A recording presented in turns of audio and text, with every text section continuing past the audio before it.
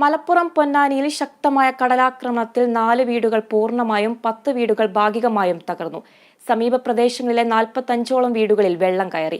നിരവധി കുടുംബങ്ങളെ ദുരിതാശ്വാസ ക്യാമ്പിലേക്ക് മാറ്റിയിട്ടുണ്ട്.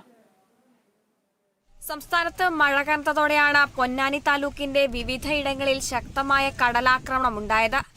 4 വീടുകൾ പൂർണ്ണമായും തകർന്നു.